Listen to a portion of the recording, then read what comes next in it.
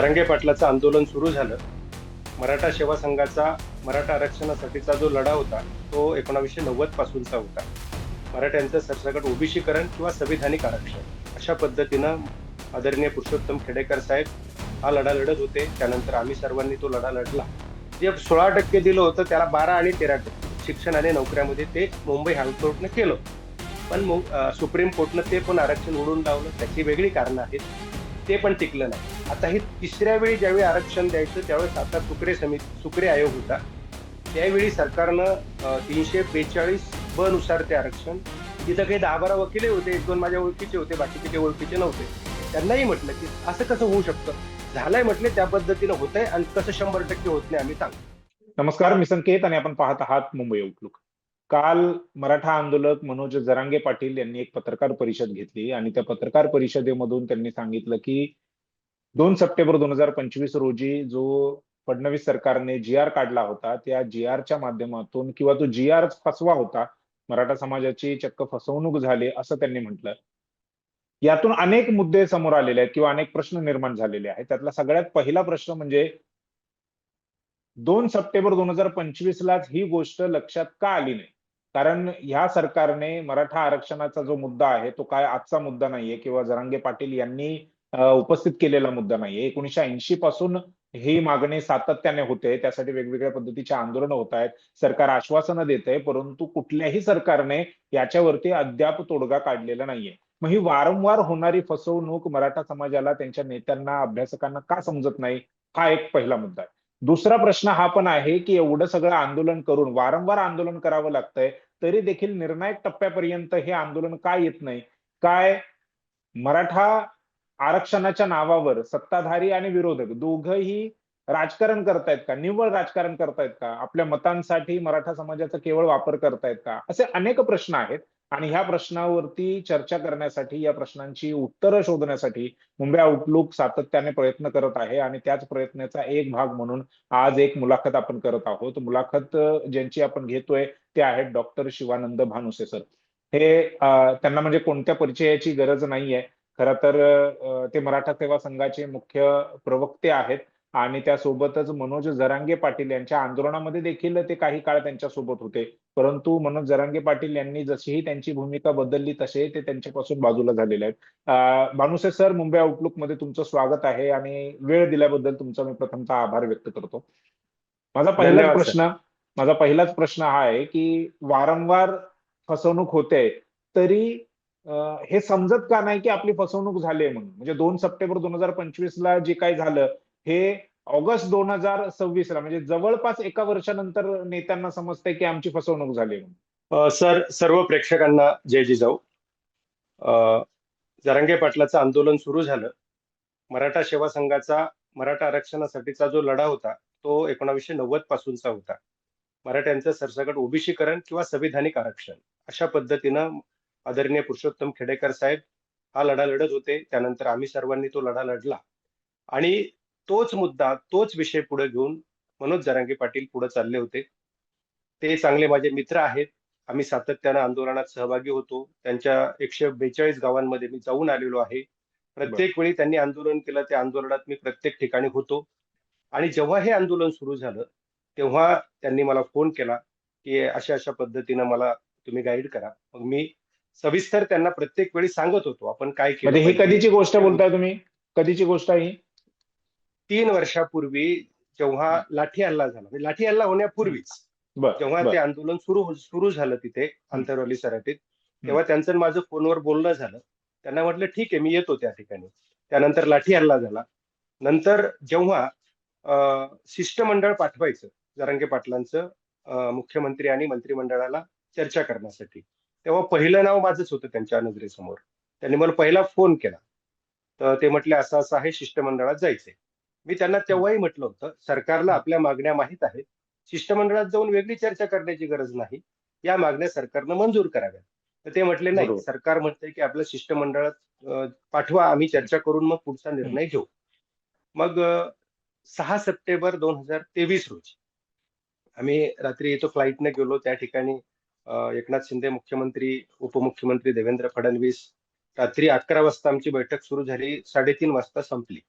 त्या बर. बैठकीला उपसमिती, त्यानंतर मंत्रिमंडळाचे बरेच सदस्य, काही आमदार होते, त्यानंतर तिथले चीफ सेक्रेटरी, सरकारचे कायदेविषयक सल्लागार पण होते. जवळपास त्या बैठकीत मी 1.5-2 तास बोललेलो आहे. या सगळ्या गोष्टी मी बोललो, अशा अशा पद्धतीने होऊ शकतं, आपल्याला असं करता येऊ शकतं, आपण असं केलं पाहिजे. जी भूमिका मराठा सेवा संघाची होती, ती संभाजी ब्रिगेडची होती, ती भूमिका मी त्या ठिकाणी विशद केली. आणि कायदेशीर संविधानिक कसं होऊ शकतं, कारण बरोबर. कोण काय मागतं, कोण काय म्हणतं, कुणाला काय वाटतं, यावर हा देश चालत नाही. हा देश संविधानावर चालतो. म्हणून संविधानिक मागणी आपण केली पाहिजे, संविधानिक सरकारनं केलं पाहिजे, ही आमची भूमिका सातत्यानं होतीच. मग म्हणजे त्याच मराठा दिवशी हा ओबीसी आहे, त्यांना ओबीसी म्हणूनच रिझर्वेशन द्या किंवा ओबीसीच्या सूचीमध्ये त्यांना सहभागी करा, असा तुमचा मुद्दा होता की त्यांना कुणबी म्हणून सर्टिफिकेट द्या? आमचा मुद्दा असा होता की जेव्हा अ, आपला महाराष्ट्र राज्याची स्थापना झाली, तेव्हा आणि त्याच्यापूर्वी स्वातंत्र्य मिळालं, तेव्हा कुणबी म्हणून आरक्षण विदर्भात, खानदेशमध्ये आणि कोकण आणि पश्चिम महाराष्ट्रात मिळालेलं होतं. मराठवाड्यातला प्रश्न असा होता की इथे निजामाचं राज्य होतं आणि 1 वर्ष मराठवाडा लेट स्वतंत्र झाला होता. आणि जेव्हा महाराष्ट्र राज्याची स्थापना झाली 1960 तेव्हा तेव्हा महाराष्ट्राचा भाग झाला मराठवाडा. पण जे मराठे त्या काळात एमपी मध्ये, म्हणजे मध्य प्रदेशमध्ये, राजस्थानमध्ये, आंध्र प्रदेशमध्ये गेले, तिकडे गेले, ते मराठा म्हणून ओबीसी झाले. त्यांच्या सूची क्रमांक सुद्धा मी सरकारला दिले होते की या या क्रमांकावर या या राज्यात मराठा म्हणून ते ओबीसीच्या लिस्टमध्ये आहेत. आहे. त्यांना राज्यातलं आरक्षण आहे आणि केंद्रातलं पण आरक्षण आहे. बर. आणि विदर्भात सुद्धा, विदर्भातले, खानदेशमधले किंवा पश्चिम महाराष्ट्रातले सगळे नातेवाईक हे तिकडे कुणबी आहेत आणि इकडे मात्र मराठा समाजाला आरक्षण नाही. तर मराठा समाजाचा वेगळा निर्णय मराठवाड्यासाठी घेतला जाऊ शकतो. तो त्या हैदराबाद जे करार झाला होता तेव्हा, त्यानुसार तो घेतला जाऊ शकतो आणि मराठा म्हणून आपल्याला ओबीसीत समावेश करता येऊ शकतो किंवा त्या पद्धतीने आपल्याला निर्णय घेता येऊ शकतो. कायदेशीर बाबी सगळ्या त्यावर चर्चा पण झालेली होती. म्हणून माझं असं मत होतं की कुणबी नोंदी शोधणं हा भाग वेगळा आणि मराठ्यांना आरक्षण मिळणं हा भाग वेगळा. कारण बर. मराठवाड्यामध्ये कुणबी नोंदी नाहीत, निजामाचं रेकॉर्ड व्यवस्थित नाही आणि हैदराबाद बर. गॅजेटियर मध्ये तसे पर्टिक्युलर कुठलेही उल्लेख नाही. बर. त्यामुळे त्यामुळे नाही, पण आता हे जे मराठा समाज हैदराबाद गॅझेटचा उल्लेख जो आहे तो वारंवार मनोज जरांगे पाटील करतात, 58 लाख नोंदी मिळाल्यात असंही त्यांचं म्हणणं आहे. ती काय भानगड आहे? नाही, मुद्दा असा आहे की 58 लाख नोंदी ह्या 1967 पासूनच्या आहेत आणि त्या विदर्भातल्या आहेत, त्या खानदेश मधल्या आहेत, त्या कोकण बर. मधल्या आहेत, त्या पश्चिम हं. महाराष्ट्रातल्या आहेत. हं. त्याच्यानुसार 1.5-2 कोटी मराठ्यांना अगोदरच, मराठ्यांना म्हणजे कुणबी म्हणून आरक्षण मिळालेलंच आहे. हं. आणि मराठवाड्यामध्ये मात्र तशा नोंदी सापडत नाहीत. हं. पण त्या काळात निजामाच्या बाउंड्रीज, सीमा फिक्स नव्हत्या. काही तालुके मराठवाड्यातले हे इंग्रजाच्या ताब्यात होते, तर काही विदर्भातले तालुके सुद्धा हे निजामाच्या ताब्यात होते. आणि त्यामुळे आमचं असं मत होतं की इथे मराठवाड्यात सुद्धा 2-3% कुणबी नोंदी सापडू शकतात. ज्या बर. ओरिजिनल सापडतील त्यांना आपण दिलं पाहिजे. मग हं. त्यासाठी मला मुख्यमंत्री शिंदे साहेब म्हटले होते आपण काय केलं पाहिजे. तर हं. अगोदर आयुक्ताची समिती होती, विभागीय आयुक्ताची, त्यांनी काही काम केलं नव्हतं. तर म्हटलं निवृत्त न्यायमूर्तीच्या अध्यक्षतेखाली एक समिती नेमा, हं. की इथे आपल्याला त्या नोंदी मराठवाड्यात जेवढ्या आहेत तेवढ्या सापडतील. त्यासाठी त्यांनी जवळपास 3 लाख डॉक्युमेंट जमा केले, ते स्कॅन केले, ते अपलोड केले. ती शिंदे समिती आहे, त्या शिंदे समितीनं. आणि त्यांनी जवळपास 51,000 नोंदी शोधल्या.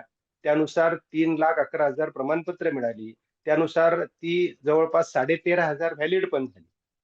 जी ओरिजिनल आहे, ओरिजिनल नोंद आहे, ती व्हॅलिड होणार आहे. ज्याची नोंद सापडेल, ज्याची वंशावळ असेल, त्याला कुणीही रोखू शकत नाही. व्हॅलिडिटी कमिटी त्याला व्हॅलिड म्हणावं लागेल. हायकोर्ट, सुप्रीम कोर्ट त्याला रोखू शकत नाही. कारण हं. म्हणजे ते संविधानिक कुणबीच दृष्ट्या झाले. ते आहे. हं. ते कुणबी झाले. त्याचा काही हं. विषयच नाही. पण ज्याची नोंद सापडणार नाही, हं. त्याला ओबीसी कुणबी म्हणून आरक्षण मिळणार नाही. चुकीची नोंद जर असेल, तर ती व्हॅलिड होणार नाही. व्हॅलिड केली चुकून ती हायकोर्ट, सुप्रीम कोर्टात टिकणार नाही.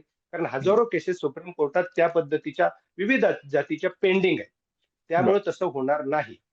आणि हे प्रमाण किती आहे मराठवाड्यामध्ये? 2-2.5% असू शकतो, 2-3%. त्यामुळे त्या पद्धतीने आपण शोधत गेलो. तर आपल्याला म्हणजे कोटी सव्वा कोटी मराठवाड्यात आहे, त्यापैकी 2 लाख लोकांपर्यंत आपल्याला पोहोचता येईल. पण 98% लोकांचा प्रश्न अनुत्तरित राहील. त्यासाठी वेगळा निर्णय सरकारनं घेतला पाहिजे. मग सुरुवातीला काँग्रेस सरकारनं आरक्षण दिलं होतं मराठ्यांना 16%, ते टिकलं नाही. तेव्हा तेव्हाही सांगितलं होतं, अशा पद्धतीचं आरक्षण टिकत नसतं. फडणवीस स्वतंत्र जे दिलं सरकारनं होतं ते. स्वतंत्र 16% दिलं होतं, ते टिकणार नाही सांगितलं होतं. जे देवेंद्र फडणवीस सरकारनं दिलं होतं, मुंबई हायकोर्टानं हो पण म्हटलं होतं. जे 16% दिलं होतं त्याला 12 आणि 13% शिक्षण आणि नोकऱ्यामध्ये ते मुंबई हायकोर्टानं केलं होतं. पण सुप्रीम कोर्टनं ते पण आरक्षण उडवून लावलं. त्याची वेगळी कारणं आहेत. ते पण टिकलं नाही. आता हे तिसऱ्या वेळी ज्यावेळी आरक्षण द्यायचं त्यावेळेस आता सुक्रे आयोग होता.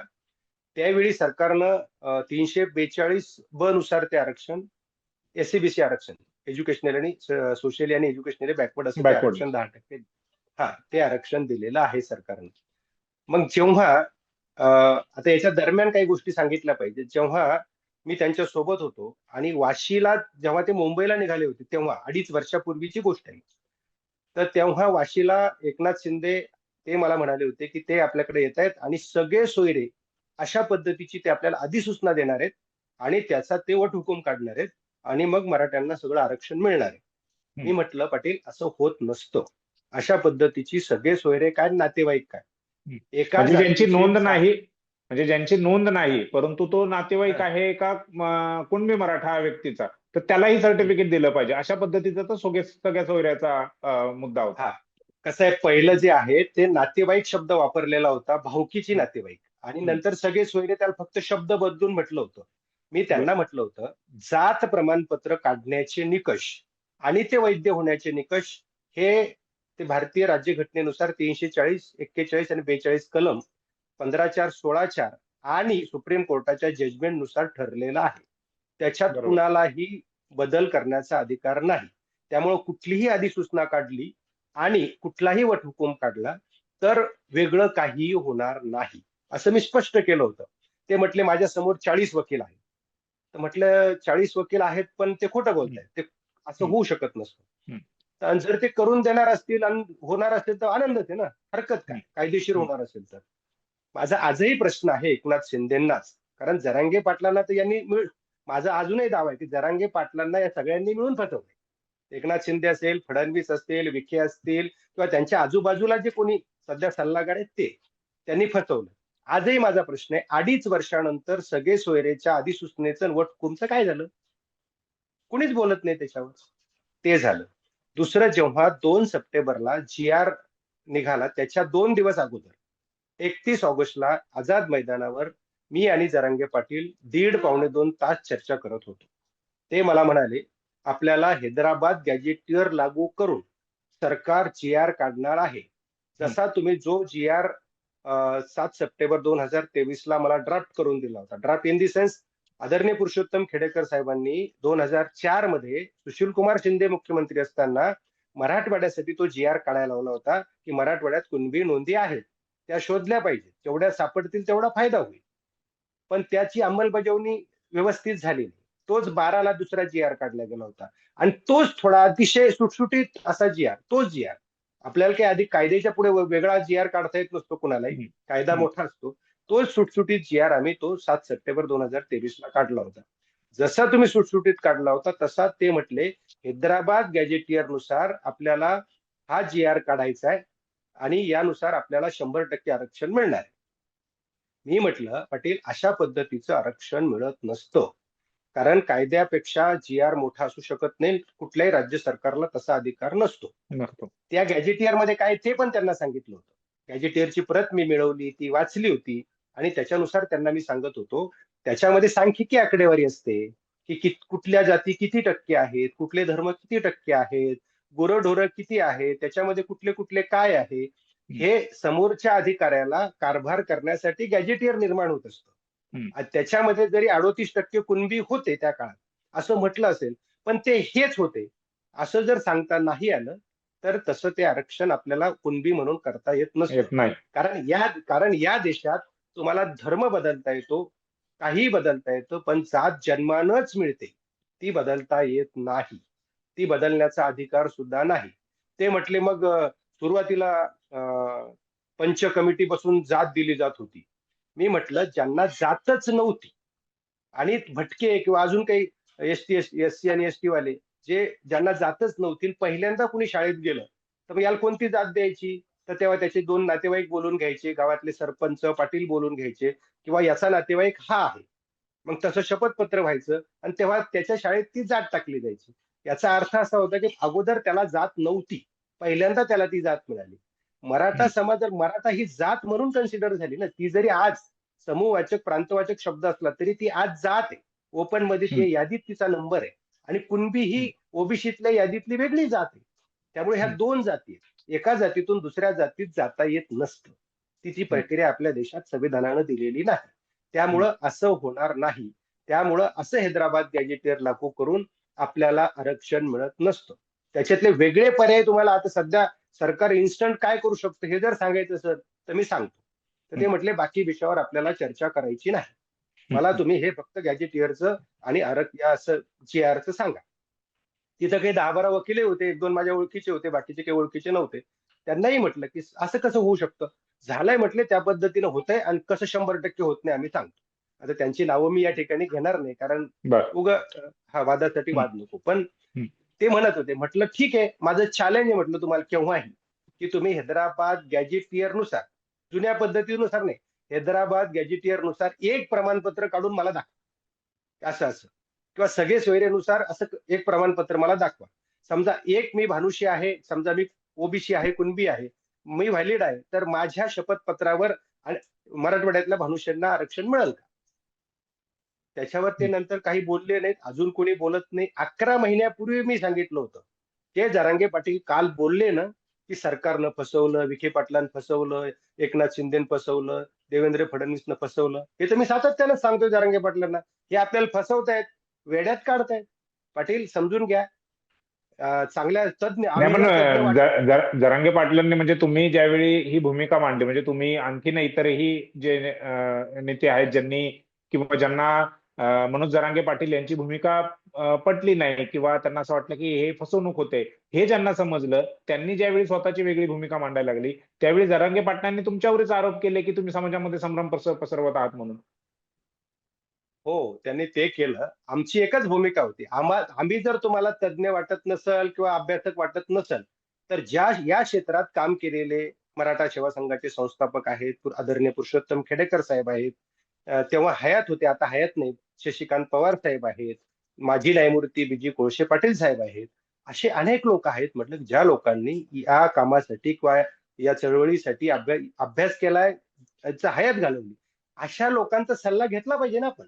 अशा लोकांशी चर्चा केली पाहिजे. मागण्या करताना त्या मागण्या अभ्यासपूर्ण केल्या पाहिजेत. आणि अं, सरकार मग आपल्याला फसू शकणार नाही अशा पद्धतीने मी सांगितलेलं होतं. परंतु त्यांनी ते तेव्हा का ऐकलं नाही किंवा त्यांना कोण गाईड करत होतं हे माहित नाही. परंतु ते गाईड करणाऱ्यांनी त्यांना फसवलंय, सरकारनेही फसवलंय, पर्यायानं समाज फसला गेलाय.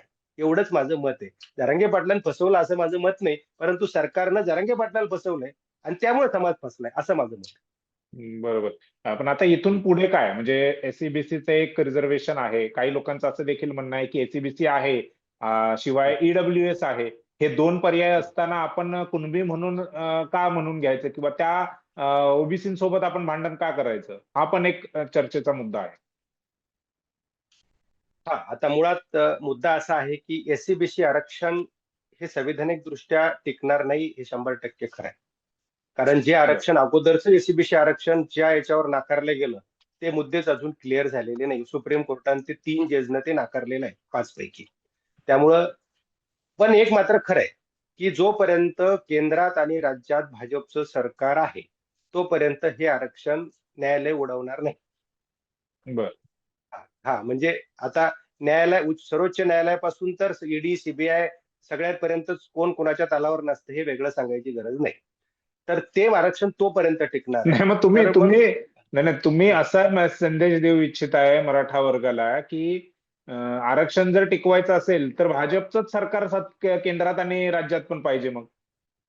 आणि एका बाजूला मनोज जरांगे पाटील फडणवीसांवरती पण आरोप करतायत, भाजपवरती आरोप करतायत की त्यांनी फसवलंय.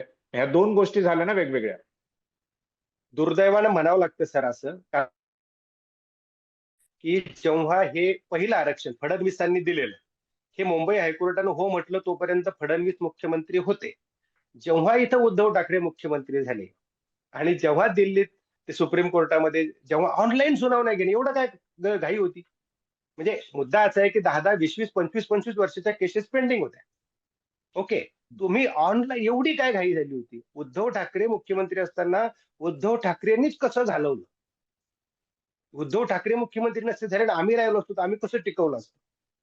ओके, अशा पद्धतीनं ती भूमिका घ्यायची. पण मी ते पण सांगतो तुम्हाला, की परत काँग्रेसचं सरकार किंवा कुठलंही आलं तरी एसीबीसी आरक्षण सध्या कोणी उडवणार नाहीये. काही दिवस ते टिकणारच आहे. एवढं खरं आहे. परंतु ते संविधानिक नाही. हे 100% खरं आहे. मग जोपर्यंत हे आरक्षण आहे, तोपर्यंत जसं ओबीसीचं आरक्षण आहे, म्हणजे फी स्ट्रक्चर आहे, वयाची अट आहे, स्कॉलरशिप आहे, बाकीच्या योजना आहेत, तशा सगळ्या एससीबीसीला जसे तशा द्या ना, राजकीय सोडून. अडकत काय? तशा पद्धतीचं जी आर महाराष्ट्र सरकार काढू शकतं. असंही बरं. सजेशन मी जरांगे पाटलांना दिलं होतं. सध्या जोपर्यंत अस्तित्वात आहे. शेवटी न्यायालयाचं भाजपचं सरकार असावं, भाजप पुरस्कृत आम्ही कधीच नाही, नव्हतो, नसणार. हे मात्र बरं. 100% भाजपचं सरकार टिकावं असं आम्हाला कधीच वाटणार नाही. कारण कसं सगळे फ्रॉड, सगळे बदमाश, सगळे कोण असेल अफवा पसरवणारे आणि देश विकणारे कोण असतील तर ते भाजपवाले. नाही, आरएसएस वाले. पण आता आरएसएसची तुम्हाला सांगतो, आरएसएसची विचारसरणी ही देशासाठी घातक विचारसरणी आहे. म्हणजे त्या काळात काँग्रेसने, नेहरूंनी मी म्हणेल, मी समर्थन नाही करणार, पण एम्स स्थापन केलं, आयआयटी स्थापन केलं, या सगळ्या गोष्टी स्थापन केल्या, सरकारी शाळा स्थापन केल्या, एलआयसी असेल, बीएसएनएल असेल, पियर इंडिया असेल, हे सगळं विकलं यांनी. शिल्लक काय ठेवलंय? आणि एक पियर फंड अस्तित्वात असताना दुसरा स्थापन केलाय. त्यामुळं आम्ही कधीच भाजपचं सरकार टिकावं असं म्हणणार नाही. दुर्दैवानं काही वास्तव सांगावं लागतं, कारण या सगळ्या स्वायत्त संस्था, सर्वोच्च न्यायालयापासून ईडी सीबीआय पर्यंत, या सगळ्या त्यांच्या तालावर नाचतायत. सध्या ते म्हणतील तसं होत आहे. त्यामुळं हे या देशासाठी, हे लोकशाहीसाठी, संविधानासाठी घातक आहे. पण वास्तव सांगावं लागतं म्हणून बोललो सर. बर. नाही, पण हा पण मुद्दा काल मनोज जरांगे पाटील म्हणाले, फडणवीसांना उद्देशून म्हणाले की आम्ही तुम्हाला, मराठ्यांनी तुम्हाला त्या खुर्चीवर बसवलं, त्या जागेवर बसवलं, त्या पदावर बसवलेलं आहे. तर हे पण तर मग खरं आहे ना मग? आता ते जरांगे पाटलांना आणि फडणवीसांना माहित. कारण नाही, त्याच्यावरती राजकीय ते- राजकीय टीका टिप्पणी झाली आहे. म्हणजे हं. भाजप आणि मनोज जरांगे पाटील कालच्या प्रेस नंतर मनोज जरांगे पाटील असं देखील म्हणाले, म्हणजे आता याच्यामध्ये अनेक सारे कांगोरे समोर येत आहेत, अनेक सारे मुद्दे समोर येत आहेत. असा पण एक मुद्दा येतोय की शिंदेंनी मनोज जरांगेंना वापरून घेतलं आणि फडणवीसांच्या विरोधामध्ये, ज्या पद्धतीने फडणवीसांच्या विरोधात मनोज जरांगे पाटील भाषा वापरत होते, तो एक मुद्दा आहे. म्हणजे शिंदेंनी फडणवीसांना शह देण्यासाठी मनोज जरांगे पाटलांचा वापर केला आणि नंतर त्यांचा वापर झाल्यानंतर त्यांना काहीच नाही दिलं. म्हणजे ह्याच्यामध्ये दोन राजकारण्यांच्या भांडणामध्ये समाजाचं नुकसान होतंय की नाही? 100%. म्हणूनच मी प्रत्येक वेळी सांगत होतो, एकनाथ शिंदे मुख्यमंत्री होते तेव्हा सुद्धा एकनाथ शिंदे आपल्याला फसवतायत, असं मी जरांगे पाटलांना वारंवार सांगितलं. जेव्हा देवेंद्र फडणवीस मुख्यमंत्री झाले तेव्हाही सांगितलं मी त्यांना, देवेंद्र फडणवीस आपल्याला फसवतायत, विखे पाटील आपल्याला फसवतायत, हे सगळे तुमच्याकडे भेटायला येत आहेत, हे सगळे लोक आपल्याला फसवतायत. आता ते त्या पद्धतीनं राजकारण करून जर फायदा करून घेत असतील तर हे समाजासाठी वाईट आहे, समाज सफर होतोय. नाही, मग आता तुम्ही तुमची भूमिका किंवा तुम्ही तुमचं मत पुन्हा एकदा, म्हणजे आता मनोज जरांगे पाटील यांना काही गोष्टी समजल्यात, तेव्हा त्यांच्या लक्षात आल्यात, आता पुन्हा एकदा तुम्ही तुमची भूमिका, तुमचं मत त्यांच्या समोर मांडणार की नाही? तसं मी केव्हाही जरांगे पाटलांनी बोलवल्यानंतर नाही म्हटलेलं नाही, केव्हा पण गेलेलो आहे. त्यांना जर असं वाटत असेल की मी येऊन सांगावं, किंवा अजून कोणी तज्ज्ञ असतील, खेडेकर साहेब आहेत किंवा कोळशे पाटील साहेब कोळसे आहेत पाटील किंवा आहेत. अजून काही तज्ञ, अजून काही तज्ज्ञ आहेत त्या क्षेत्रातले, मला नाही बोलवलं तरी चालेल, आणि मला बोलवलं तर मी त्यांना स्पष्ट सांगेल, पाटील आत्ता तुम्ही आंदोलन करताय, उपोषण करताय, आणि कधीतरीच एवढा मोठा समाज एखाद्या व्यक्तीच्या पाठीशी उभा राहतो, तेव्हा आपण समाजाला दिशा दिली पाहिजे, अभ्यास केला पाहिजे, अभ्यासपूर्ण मागण्या केल्या पाहिजे, आणि त्या पदरात पाडण्याच्या दृष्टीनं प्रयत्न केले पाहिजेत, जे संविधानिक आहे त्या पद्धतीने. जर अशा पद्धतीने केलं तर, जर हे लोक आपल्याला वापरून घेत असतील, त्याच्यात समाज सफर होणार आहे, होतोय, झालाय, असं मला वाटतं. नक्कीच हा सर. तुमचा तुमचा मेन प्रश्न आहे की त्यांना मी हे सांगेल की एससीबीसी आरक्षण जोपर्यंत आहे तोपर्यंत तुम्ही ओबीसी सारखं ते करा, समाजाला त्याचा फायदा करून द्या. अण्णासाहेब पाटील महामंडळ बंद पडल्यासारखं आहे. मला वाईट वाटतंय की नरेंद्र पाटील त्याचे अध्यक्ष आहेत, अण्णासाहेब पाटलांचे चिरंजीव, परंतु ते ऍक्टिव्ह नाही. त्याचा काही उपयोग सध्या होत नाही.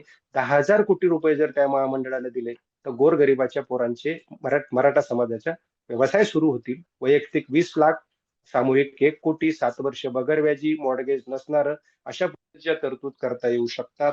सारथीला जर 3,000 ते 5,000 कोटी रुपये दिले तर सगळ्या मराठा समाजाच्या मुलांचं शिक्षण मोफत होऊ शकतं. त्यात आपण 300 प्रोजेक्ट तर 400 करू शकतो. करण्यासारखं खूप आहे. सरकारला जर हे सरकार हे करू शकतं, कारण सरकारच्या अखत्यारीतला विषय, तो संविधानिक विषय. सरकार ते बजेट करू शकतं. 6.5-7 लाख बजेटमध्ये एखाद्या समाजाला 10-15 हजार कोटी देणं की 45% समाज म्हणजे कुणबी आणि मराठा त्यांना तुम्ही देऊ शकताय. सरकार करू शकतं. इन्स्टंट जे करू शकते ते आपण सध्या मागितलं पाहिजे. आणि हे आरक्षण टिकवण्याची जबाबदारी सरकारची. नाही टिकलं तर मग आम्ही ओबीसीला पात्र होतो ना. आम्हाला बापट आयोगाने सांगितलं, खत्री आयोगाने सांगितलं, म्हशे आयोगाने, म्हणजे म्हशे इन दी सेन्स गायकवाड आयोगाने सांगितलं, त्याच्यानंतर सुक्रे आयोगाने सांगितलं. राज्य मागासवर्गीय आयोग इंदिरा सहानी जजमेंटमध्ये काय म्हटलंय की राज्य सरकारनं आयोग स्थापन करावा आणि तो समाज ओबीसीला पात्र आहे की नाही 340 कलमानुसार ते तपासावं. जर तो पात्र असेल तर त्याचा समावेश ओबीसीत करावा. गायकवाड आयोगासारखा 1,000 पानाचा अहवाल असलेला सुंदर अहवाल नाही, कुठला आयोग नाहीये. आणि पहिल्यांदा या देशात मंडल आयोगापेक्षाही चांगला अहवाल. आणि जर 100% पात्र म्हणत असेल तर तुम्ही वेगळा प्रयोग का करताय, हे आमचं मत. बरं केलाय तुम्ही तर मग ओबीसी सारखं द्या. एसीबीसी म्हणजेच अर्थात त्याचा क्रायटेरिया ओबीसी. ओबीसी हे टोपण नाव आहे, त्याचं मूळ नाव एसीबीसीच आहे. पण हे 50%च्या पुढे असल्यामुळे अजून 2-3 गोष्टी असल्यामुळे हे टिकणार नाही. पण जोपर्यंत टिकणार आहे तोपर्यंत सगळं ओबीसीचं 10% मराठा समाजाला द्या. सारथीला 5,000 कोटी द्या, अण्णासाहेब महामंडळाला 10,000 कोटी द्या. जे गुन्हे दाखल झाले, तुम्ही 2 सप्टेंबरच्या जी आर मध्ये म्हटले होते की सगळे गुन्हे, जी आर मध्ये एक मेन्शन आहे की आम्ही सगळे मागे घेऊ, पण तुम्ही गुन्हे मागे घेतले नाहीत. ते 15 दिवसात तुम्ही घेतले पाहिजेत आंदोलनापूर्वी. कारण मुलांना आता शिकायचंय. पुढे गुन्हे असतील तर त्यांचे सगळेच प्रॉब्लेम क्रिएट होत आहेत. आणि आणि ज्यांचं बलिदान गेलंय त्यांच्या घरच्यांना नोकरी देणं किंवा त्यांना मदत करणं सरकारनं केलेलं नाही. अशा काही गोष्टी आहेत ज्या सरकार लगेच करू शकतं. त्या मनोज जरांगे पाटलांनी करून घ्याव्यात. अजून कायदेशीर दृष्ट्या, संविधानिक दृष्ट्या शाश्वत आरक्षण कसं मिळेल असंही आपल्याला विस्ताराने सांगता येईल. त्यासाठी काय करता येईल हे याचा सल्ला सुद्धा आपण मनोज जरांगे पाटलांना देऊ शकतो. बरं, धन्यवाद सर. तुम्ही कमी वेळेमध्ये खूप जास्त माहिती देण्याचा प्रयत्न केला, काम केलं, त्याबद्दल तुमचा आभार. आणि धन्यवाद. सविस्तरपणे तुम्ही जी माहिती दिली ती माहिती समाजाच्या उपयोगाची आहे. ती माहिती कदाचित आता ही मुलाखत जर मनोज जरांगे पाटील यांनी बघितली आणि पुन्हा त्यांना असं वाटलं की तुमच्याशी बोलावं, चर्चा करावी, किंवा जी तज्ञ मंडळी आहेत मराठा वर्गातून त्यांच्याशी चर्चा करावी, तर ते बरं राहील. कारण प्रत्येक वेळी मनोज जरांगे पाटील आंदोलन करतात, त्या आंदोलनाला सरकार प्रतिसादही देतं, नाही देत असाही अशातला काही भाग नाही. परंतु ती वारंवार होणारी फसवणूक मनोज जरांगे पाटील यांच्या लक्षात येत नाही.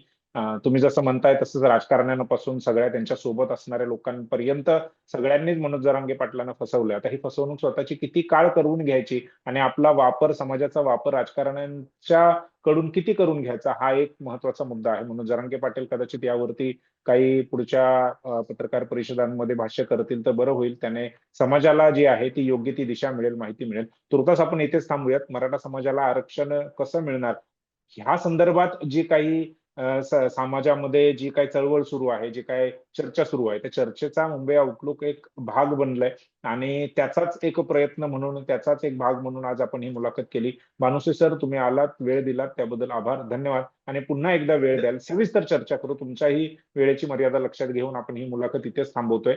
धन्यवाद सर. धन्यवाद सर. जय जिजाऊ.